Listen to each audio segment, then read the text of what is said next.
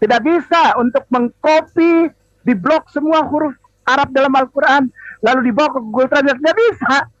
Itu terjaga, nggak bisa. Silakan buktikan, silakan buktikan.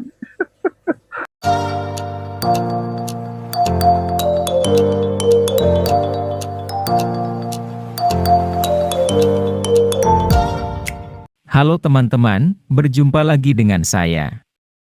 Kali ini kita akan menanggapi tantangan Ustadz Kainama, di mana dia menantang apologet Kristen melakukan seperti apa yang dia lakukan terhadap Alkitab.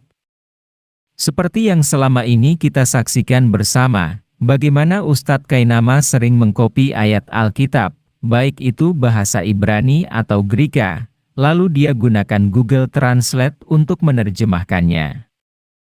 Dan hasilnya adalah sesuai dengan narasinya, meskipun terkesan dipaksakan. Sebelum kita menanggapi tantangan Ustadz Kainama, kita saksikan pernyataannya berikut ini. Kajian dalam bentuk paparan kristologi adalah semata-mata Kristos dan Logos. Kristo dan Logi, L-O-G-Y. Logi, pengetahuan. Jika ada orang yang bilang begini, dari YouTuber Kristen, berarti saya boleh juga dong memaparkan Islam, ayat Quran dan hadis, karena itu Islamologi. Islamologi nggak ada. Beda. Islamologi tidak ada. Tidak ada. Tidak ada. Kalau di dalam Islam dikenal dengan pembelajaran akidah, syariah, muamalah. Nah, nanti kalau linguistiknya nanti ada fi'il, ya, ada ism, huruf, dan jumlatun. Ya, Islam tidak ada Islamologinya, tidak ada. Kalau Kristologi ya, logi pengetahuan tentang Kristus, sekali lagi, dan insya Allah disampaikan kepada YouTuber Kristen itu, yang ngarang-ngarang itu. Kita berhenti sejenak. Katanya tidak ada yang namanya Islamologi, padahal kalau kita buka KBBI, di sana menjelaskan definisi atau arti dari Islamologi adalah ilmu tentang agama Islam dengan seluk-beluknya. Bahkan penulis Muslim membuat buku tentang Islamologi, seperti yang teman-teman lihat di layar. Jadi bohong kalau dia katakan tidak ada Islamologi. Mari kita lanjut. Ya. Oh, berarti kami boleh dong blok itu huruf di dalam Al-Quran, huruf Arabnya, kita bawa ke Google Translate, seperti Kainama. Sekali lagi, sampaikan kepada mereka, ya akhi, ukti, ya muslimin wal muslimah rahimahullah. Jamaah yang disayangi dan diberkahi Allah, para pemirsa. Sampaikan kepada para YouTuber Kristen yang begini, Kainama bisa itu, blok bahasa Ibrani, selalu dibawa ke Google Translate. Blok bahasa Yunani, di-copy, dibawa ke Google Translate. Berarti kita juga boleh dong blok bahasa Arab di dalam Al-Quran, kita bawa ke Google Translate. Lihat, pasti berbeda. Ya iyalah. Karena hanya Al-Quranul Karim yang ada kaidah membacanya. Ayat suci Al-Quran, firman Allah, ada yang menjaga. Apa? Harokat. Tanda-tanda baca. Itu menjaga agar setiap kata dan setiap huruf tidak diterjemahkan secara sembarangan. Anda tidak tahu harokat, selesai, Anda tidak bisa. Tidak bisa untuk mengcopy, diblok semua huruf Arab dalam Al-Quran, lalu dibawa ke Google Translate. Nggak bisa. Itu terjaga, nggak bisa.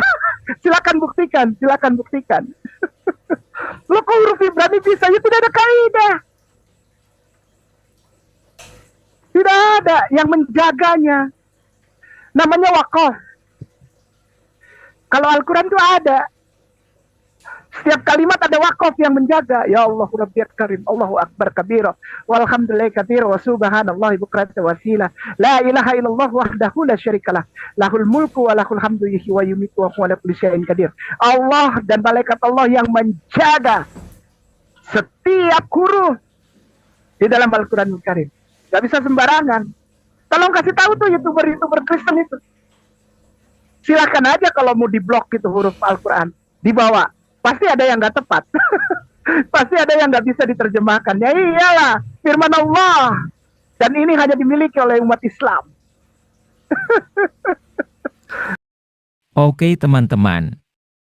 Barusan kita dengar Ustadz Kainama katakan bahwa Al-Quran terjaga dengan tanda baca, sehingga kita tidak bisa mengkopi seperti yang dia lakukan pada Alkitab, dengan alasan Al-Quran memiliki tanda baca.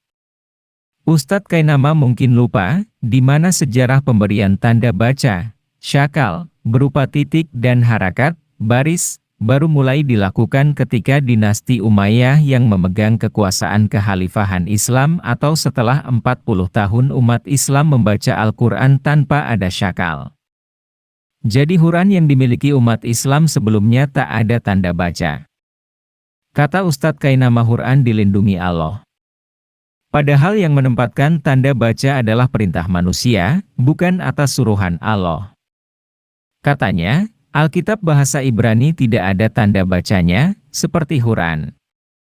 Padahal jika kita buka Alkitab dalam bahasa Ibrani, meskipun ada tanda bacanya kita tetap bisa terjemahkan. Mari kita coba. Teman-teman lihat, saya membuka Alkitab Perjanjian Lama bahasa Ibrani. Teman-teman bisa lihat tanda baca pada huruf Ibrani pada Kejadian 1 ayat 1, dan kita akan copy satu kalimat ini dan kita bawa ke Google Translate, dan pilih Ibrani ke bahasa Indonesia. Apakah bisa diterjemahkan? Tentu saja bisa. Mari kita coba dengan Quran bahasa Arab, apakah bisa diterjemahkan dengan Google meski ada tanda baca? Kita buka surah 33 ayat 56, dan kita copy sebagian dari ayat ini ke Google Translate, dan kita lihat apa yang terjadi. Terjemahan bahasa Indonesianya mengatakan, Tuhan dan malaikatnya berdoa, dan teman-teman terjemahkan ke bahasa lain pun demikian. Intinya Allah dan malaikatnya berdoa. Pertanyaan kita adalah, Allah berdoa kepada siapa? Ingat ya teman-teman, ini kita lakukan berdasarkan tantangan Ustadz Kainama dan standar yang dia gunakan dalam membahas Alkitab. Teman-teman Muslim lihat sendiri hasilnya, jika kita menggunakan ilmu cocokmologi Ustadz Kainama, justru hasilnya akan merusak ajaran Islam sendiri.